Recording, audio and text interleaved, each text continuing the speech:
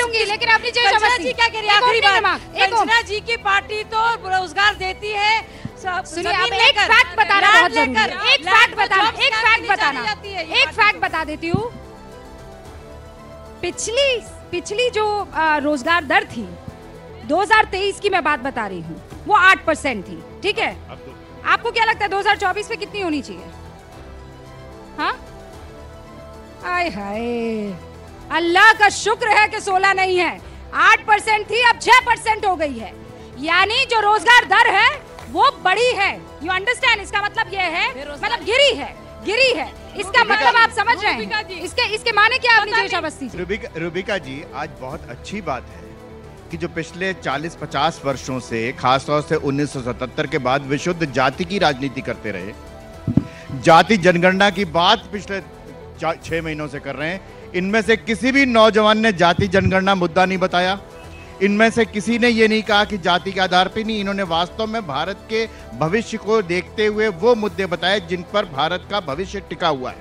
और मैं कहना चाहता हूं कि आप लोग वाकई रोजगार को मुद्दा बनाइए, लेकिन रोजगार को मुद्दा बनाते समय आप ये देखिए कि पिछले 2 सालों में, 3 सालों में, 10 सालों में ईपीएफ, एक बहुत ही ट्रांसपेरेंट बात है, ईपीएफ होता है employment provident fund. Employment provident fund आप लोगों को मालूम होगा कि जिसकी नौकरी लगती है प्राइवेट भी, उसमें जो एम्प्लॉयर है वो प्रोविडेंट फंड का एक हिस्सा जमा कराता है, जो रिटायरमेंट के बाद या नौकरी छोड़ने के बाद उस व्यक्ति को मिलता है जो वहां नौकरी कर रहा होता है। नहीं सर, लेकिन एक सेकंड रुबिका जी, ये साइंटिफिक बात है ना, ये साइंटिफिक बात है। लेकिन यहाँ जो युवा बैठा है ना सर, वो ये मैं उसी पर आ रहा हूँ, मैं जब पहला कदम बढ़ाऊंगा, और मैं इन सब युवाओं की तरफ से मैं फील कर पा रही हूँ, मैं जब अपना कोर्स खत्म करूंगा, पहला कदम मार्केट में बढ़ाऊंगा, मुझे ये बेरोजगारी वाला भूत जो है कहीं निपटा तो नहीं देगा। सीधा सवाल इनका है। रुबिका जी इसी पर आ रहा था कि नौकरियां मिले और कुछ नहीं चाहते। मैं इसी पर आ रहा था, सिर्फ डेफिनेटली इसी पर आ रहा था कि इन सबने का बेरोजगारी है। लेकिन आपने जब ये पूछा कि एनडीए, तो उनका भरोसा भी उसी पर है जो इस समय है कि बेरोजगारी का मुद्दा सॉल्व भी यही करेगा। नहीं है, बिल्कुल नहीं। किसी को भरोसा है? नहीं, बोले किसी को भरोसा नहीं है। ये बहुत छुपे रुस्तम है, ये ना इंडिया गठबंधन को जिता रहे हैं ना एनडीए को जिता रहे हैं। जो शहरी बेरोजगारी देखिए कितने हाँ यादव जी, देखिए मुझे इस बात की बेहद खुशी है कि ये जो यूथ है ये सारी चीजों को समझ रहे हैं। अगर हम एक पॉलिटिकल पार्टी होने के नाते आपको हम इंश्योर ना कर पाए कि हमारी सरकार बनने के बाद हमारे पास क्या रोड मैप है आपको रोजगार देने का, तो ये हमारा फेल्योर है। भारतीय जनता पार्टी के प्रवक्ता अगर 10 साल में रह करके ये ना बता पाए कितना रोजगार दिया तो इनकी फेल्योर है। और आने वाले समय में मैं तो बताती हूँ, रुबिका जी ने मुझे रोका, मैं बताती हूँ। शहरी बेरोजगारी है, सुनिए, नहीं मैं ग्रामीण भी बताऊंगी, 2 ही चीजें हैं, शहरी और ग्रामीण। तो मैं बता दूं, मैं ओवरऑल में बता दूंगी आपको। जो शहरी नहीं आपने कहा है कि मैंने आंकड़े दिए, मेरे आंकड़े की बात बोलिएगा, मैंने आपके बीच में नहीं बोला, आंकड़े में दे दूं उसके बाद। ग्रामीण भारत में जो यादव जी अनएम्प्लॉयमेंट का रेट है, आंकड़े मांगे, एक सेकंड में आंकड़े ले तो फिर आप कम होकर ये सुनिए, ये आंकड़े थे 2017-18 में हमारी सरकार के दौरान, लेकिन 2022 और 23 से ये कम कर 7.7 से कम होकर 5.4 है।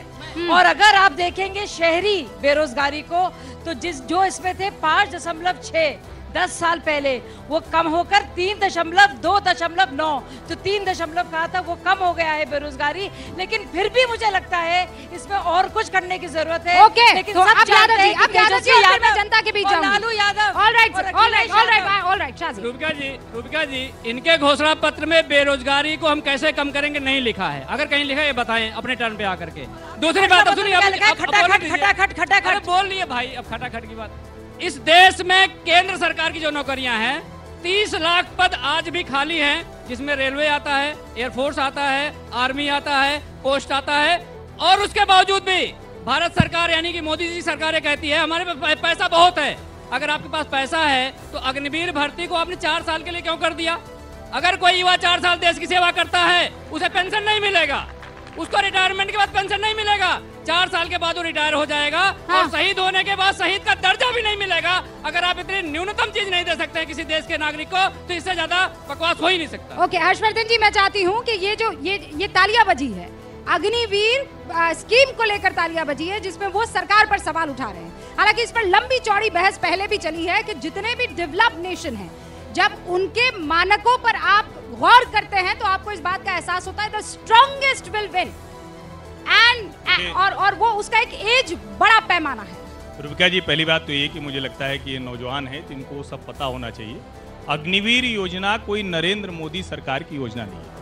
70s में जब चाइना से युद्ध हुआ, उसके बाद जो सेना की कमेटी ने रिपोर्ट दी और उसके बाद 3 बड़ी कमेटी ने जी रिपोर्ट दी, जिसमें बहुत साफ तौर पर था कि अगर आपके जो कमांडोज हैं उनकी उम्र सीमा ज्यादा बढ़ती चली जाएगी तो आने वाले समय में हम कॉम्बैट ऑपरेशंस के लिए सक्षम नहीं होंगे।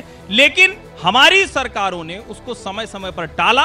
ये सरकार उसको लागू करती है। नंबर 1 तो अग्निवीर योजना लागू भले हुई, लेकिन है पुरानी योजना। दूसरी महत्वपूर्ण बात ये, जब हम कहते हैं कि रोजगार कैसे मिलेगा, इसको समझना बहुत जरूरी है। जिस देश से एफडीआई की कमी हो जाए, जिस देश में पॉलिसी पैरालिसिस हो जाए, 2004 से 14 तक जिस देश के उद्योगपति इसको लॉस्ट डेकेड कहते हो, वहां रोजगार नहीं मिल सकता है। लेकिन जब दुनिया भर की बड़ी कंपनियां भारत में आएंगी तो वहां रोजगार निश्चित तौर पर मिलेगा। और मैं फिर से कह रहा हूं, ये सवाल आप सब लोगों को जानना चाहिए। उद्योगपति को गालियां देकर जो रोजगार पैदा करता है उसको चोर कहकर, बेईमान कहकर कोई सरकार रोजगार नहीं दे सकती। चूंकि यहाँ पर पहले फेज का मतदान भी आज हुआ है, हमारे साथ नीरज सहारनपुर से जुड़ चुके हैं। एक बार उनका रुख करना चाहती हूँ। नीरज, सुबह से आप ग्राउंड जीरो पर है। मैं आपको इनफैक्ट 6 बजे से देख रही हूँ। जोरदार तालियां नीरज के लिए हो जाए। हर एक खबर न्यूज 18 इंडिया के दर्शकों तक नीरज ने और बाकी तमाम जो हमारे रिपोर्टर्स हैं वो 5 बजे ग्राउंड पर थे। 6 बजे हमारा बुलेटिन शुरू हुआ और तब तक चलता रहा जब तक के मतदान खत्म नहीं हुआ। In fact it's going on and on. Neeraj, वहां मतदान को लेकर कितना प्रतिशत आया है खुलकर सामने और कैसी फाइट रही है, ये जल्दी से बता दीजिए। देखिए रूबिका, सहारनपुर उन इलाकों में है जहां सबसे अधिक मतदान होता है उत्तर प्रदेश में। लेकिन चुनावी गर्मी के बीच आपको बता दें कि यहां का मौसम जो है वो बदल गया है। रूबिका, बारिश हो रही है सहारनपुर और आसपास के इलाके में, लेकिन सबसे बड़ा सवाल कि यहाँ 70% से अधिक मतदान की गुंजाइश हो सकती है जब अंतिम आंकड़े आएंगे। मतदान का वक्त अभी है थोड़ा धीमा हुआ है, अंतिम घंटा बचा हुआ है उत्तर प्रदेश के 8 लोकसभा सीट पर मतदान का। लेकिन जब यहाँ के मतदान प्रतिशत आएंगे सहारनपुर के, तो वो आपको 65 से अधिक, 65 से 70 के बीच होगा। आपको मैं बता देते कि बारिश में बहुत लोग अभी भी मतदान करने आ रहे हैं। तो मतदान को लेकर जागरूकता क्या है, किस तरह का जोश वाला माहौल है, उसका अंदाजा आप लगा सकते हैं। अगर सहारनपुर के फैक्टर की बात करें, आप भी पश्चिमी यूपी में आई थी, तो सहारनपुर में 3 फैक्टर है। अधिक मतदान हुआ है, बीजेपी चाहती है कि दोनों के बीच वोट बटे, यानी बीएसपी और इंडिया अलायंस के बीच वोट बटे। इंडिया अलायंस के उम्मीदवार इमरान मसूद चाहते हैं कि वोट उन्हीं को मिले विपक्ष का। अगर ऐसा होता है तो टक्कर बहुत जोरदार होगी। लेकिन मुकाबला इतनी तगड़ी फाइट है कि इमरान मसूद कह रहे हैं मुझे 8 लाख मिलेंगे और वहां पर अर्जुन लखनपाल जो है वो ये कह रहे हैं कि मुझे जो है 2 लाख से जीता। राघव लखनपाल कह रहे हैं 2 लाख से जीतूंगा मैं। तो ये पहली जो लोकसभा सीट है उत्तर प्रदेश की वो सहारनपुर है और इसीलिए महत्वपूर्ण हो जाती है। अब रामपुर का रुख करते हैं। आजम का गढ़ कहा जाता है, लेकिन दोनों ही पार्टियां, चाहे समाजवादी पार्टी हो चाहे बीजेपी हो, उस इरा से निकलने की कोशिश कर रही है। अरुण हमारे साथ जुड़े हुए हैं। अरुण, क्या जानकारी आ रही है ग्राउंड से मतदाताओं को लेकर? देखिए रूबिका, पहली बात तो यह है कि जिस तरह का उत्साह और उमंग पिछले चुनाव में देखने को मिली थी वो पश्चिमी उत्तर प्रदेश के कम से कम पहले चरण में वो उतनी उत्साह नहीं दिख रही है लोगों के बीच में वोट देने के लिए। दूसरी बात यह है कि जो हार जीत का अंतर था पिछले 2 चुनावों में बहुत जबरदस्त था, बहुत ज्यादा था। इस बार ऐसी उम्मीद लग रही है कि बहुत ही क्लोज कॉन्टेस्ट, कई ऐसी सीटें जिस पर होने वाला है, इसलिए आखिरी दम तक कोशिश कर रहे हैं प्रत्याशी लोगों को। जा रही हूँ, क्लोज कॉन्टेस्ट होता हुआ दिख रहा है। अरुण, चूंकि मैं यहाँ मौजूद हूँ, ये तमाम फर्स्ट टाइम वोटर्स जो हैं वो भी अपने सवाल पूछना चाहते हैं। वक्त की थोड़ी कमी है। भवानी का रुख करते हैं, महारा राजस्थान से। भवानी, आप शायद जयपुर में मौजूद हैं। क्या रहा मतदाताओं का रुख, किस तरीके का था वोटिंग परसेंटेज? देखिए रूबिका, जयपुर के अंदर तो वोटिंग परसेंटेज अच्छा है और अभी तकरीबन ये माना जा सकता है कि 60% के आसपास जयपुर डिस्ट्रिक्ट के अंदर पहुंच चुका है और अभी भी आप लोग आते हुए नज़र आ रहे हैं। अब हालांकि वो नहीं है, लास्ट 1 घंटा बचा हुआ है। 6 बजे तक जो मतदान केंद्र में आ जाएंगे वो भले 8 बज जाए, उनको वोट कराया जाएगा। आ रहे हैं। अब थोड़ी सी बीच बीच में संख्या बढ़ जाती है, कुछ कम होती है, लेकिन कुछ इलाकों के अंदर मतदान काफ़ी कम हुआ, जिसमें सवाई माधोपुर, करौली की सीट है, ऐसी झुंझुनू की सीट है, जहां कुछ उम्मीद की जा रही थी कुछ बेल्ट के अंदर की मतदान अच्छा होना चाहिए था, वहां कम है। जहां लग रहा था कम होना चाहिए वहां ज़्यादा है। ओवरऑल माना जा रहा है कि राजस्थान में 65% के आसपास ऊपर मतदान जा सकता है। वोटर भी बड़ा खेला करने लगे हैं भवानी, साफ दिखाई दे रहा है। अब तो वो भी फॉर्मूला बदल गया है कि ज्यादा होगा तो क्या मतलब, कम होगा तो क्या मतलब। अब मैं जरा इन बच्चों के बीच में जाना चाहती हूँ, जल्दी जल्दी। हाँ, वक्त की कमी है, जो बात रखना चाहता है 30 सेकंड में रखना है। हाँ, मेरा सवाल आरजेडी से और समाजवादी पार्टी से है। आप मैनिफेस्टो पर सवाल उठा रहे हो, लेकिन आप गठबंधन में हो, उसके बावजूद भी आप अपना अपना मैनिफेस्टो निकाल रहे हो और दोनों में अलग ही नंबर्स हैं। तो हम एज अ वोटर हम ये नहीं समझ पा रहे कि हम कौन सी सोच के लिए वोट दे रहे हैं। उस तरफ बीजेपी है, वो एक मैनिफेस्टो निकाल रही है, हमें समझ में आ रहा है कि वो क्या कहना चाहते हैं, लेकिन ओके समझ में आ रहा है। कुछ भी नहीं, अब तो पक्का पूछूंगी। एजुकेशन को लेकर के बीजेपी का इतना कहना है कि वो एजुकेशन में अच्छा कर रही है, हमें अच्छे एम्प्लॉयमेंट देगी, लेकिन कहाँ है एम्प्लॉयमेंट? हमें तो नहीं मिल रहे। हम अब 18 के हो चुके हैं, हमारा फर्स्ट वोट है, लेकिन हम किस मुद्दे पे आपको वोट दें? किस मुद्दे पर वोट है, ये सब अपने अपने सवाल ध्यान रखिएगा। मेरा सवाल ये है कि INDIA ब्लॉक खुद में ही इतना बड़ा हुआ है, ममता दीदी कुछ और बोल रही है, उसके बाद केजरीवाल जी कुछ और बोलते हैं, उसके बाद राहुल गांधी जी कुछ और बोलते हैं, ये एक दूसरे के दुश्मन बने पड़े हैं, तो कैसे ये बीजेपी को हराएंगे?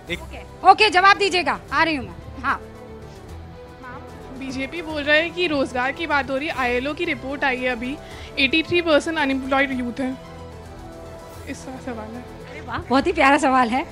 आपका क्या विचार है? ऐसे नहीं करते हैं, विचार तो पक्का होना। मेरा सवाल ये है कि बीजेपी इतने साल रही है तो महिलाओं के लिए स्पेशली कोई यूनिवर्सिटी खोली है? हाँ, बढ़िया सवाल है, जोरदार तालियां। हाँ भाई, किसी ने कहा था मैडम हमारे पास भी आई है। हम पूछना चाहते हैं कि हम लोग को रोजगार का भरोसा कौन देगा, रोजगार कब मिलेगा? अच्छा, आपको क्या लगता है कौन दे सकता है भरोसा? बेरोजगारी दर इतना बढ़ रहा है, बेरोजगारी दर कब नहीं, अभी बताया ना, दर तो घटी है। दर तो घटी है। आप कितने पढ़े लिखे हैं? बेरोजगारी तो बढ़ी है। कोविड आ गया था ना बीच में, तो उसमें तो बेरोजगारी दर बढ़ जाती है। फिर कोविड हो गया खत्म, हाँ, फिर वो घट हो गई है, घटी गई 8 से हो गई है 6। तो इसका मतलब ये नहीं है कि एकदम सबको रोजगार मिल गया है। कितना पढ़े लिखे हो आप? हम ITI किए। ITI का मतलब क्या होता है? ITI का मतलब बता दो। यार गलत है बात है। नहीं, गरीब आदमी को नहीं घेरा है। हमने अब बड़ा सवाल पूछा है तो मैं जानना चाहती हूँ, रोजगार अगर लेंगे, आपने कहा ITI, अभी आप यहाँ किसी से भी नौकरी मांगेंगे, इनकी नौकरी नहीं, इनसे मांगेंगे तो कहेंगे भैया ITI में कैसे दे दूं मैं नौकरी, ITI का मतलब समझा दो। लेकिन उसके बावजूद आपका सवाल बड़ा है और जरूरी है। मैं कुछ देर के लिए यहाँ पर रुक रही हूँ, लेकिन अगर मैं कोशिश कर रही हूँ 10-10 सेकंड अगर ले सकूँ। शाजिया, रोजगार पर 10 सेकंड प्लीज, जल्दी। मुझे लगता है दर घटी है, काफी ज्यादा घटी है, और हमारी इकोनॉमी भी बहुत ज्यादा इम्प्रूव हुई है। इसके बावजूद मुझे लगता है बच्चा ITI किया है। मैं पूछना चाहता हूँ, स्किल इंडिया का पैसा कहाँ चला गया? अगर हमारा नौजवान स्किल नहीं हुआ। 10 सेकंड। देखिए, आज 83% जैसे कहा उन्होंने, सबसे ज्यादा युवा बेरोजगार हैं और इसके लिए सिर्फ केंद्र की सरकार, मोदी सरकार जिम्मेदार। सिर्फ 10 सेकंड में रुक गया जी। लोकतंत्र जीवंत है, अपने मुद्दे सबको ध्यान में, लोकतंत्र खत्म नहीं हो रहा, हवाई बातें खत्म हो गई। रूबिका जी, सिर्फ इतनी सी बात है कि मुद्दों की जानकारी है, आपके सामने आ रहे हैं, ये सबसे स्वस्थ बात। जोरदार तालियां आप सभी का यहाँ पर मौजूद रहने के लिए। न्यूज़ 18 इंडिया में अब आपसे इजाजत ले रही हूँ, लेकिन 8 बजे देश नहीं झुकने देंगे। यहीं पर हाजिर होगी आपकी एंकर रूबिका लियाकत। देखते रहिए न्यूज़ 18 इंडिया।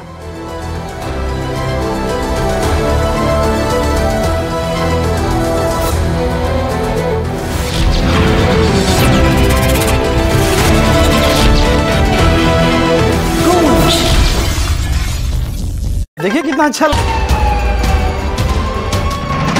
बजते ही देश ने 102 सीटों पर मतदान करना शुरू कर दिया है। लोकतंत्र का सबसे बड़ा महापर्व, उसकी शुरुआत आज विधिवत तरीके से हो गई है। नागपुर का ये मतदान केंद्र है जहां जब भी चुनाव होता है सबसे पहले मत का प्रयोग करते हैं मोहन भागवत हैं। स्याही दिखा रहे हैं। देखिए हमारे साथ जितिन प्रसाद जी हैं। जो है बड़े बड़े चेहरे दिखते रहेंगे और हमें जाना होगा। चाय पानी बाद में, पहले मतदान। बीजेपी की एक लड़ाई खुलकर सामने आई। आपके साथी संगीत सोम और आप तो यहाँ पर केंद्रीय मंत्री हैं ही। इन्होंने जो गुलाबी रंग के सूट पहने, ये खास आज के दिन के लिए। उम्र कितना हो गया आपका? 80 पार कर लिया। वोट देना जरूरी है। छिंदवाड़ा में है कमलनाथ की तस्वीरें भी हम देख रहे हैं। आप अपनी जीत को लेकर कितने आश्वस्त हैं? राघव लखनपाल ने वोट दे दिया। राघव गढ़वाल के उम्मीदवार बीजेपी से अनिल बलूनी यहाँ पर मंदिर पहुंचे हैं।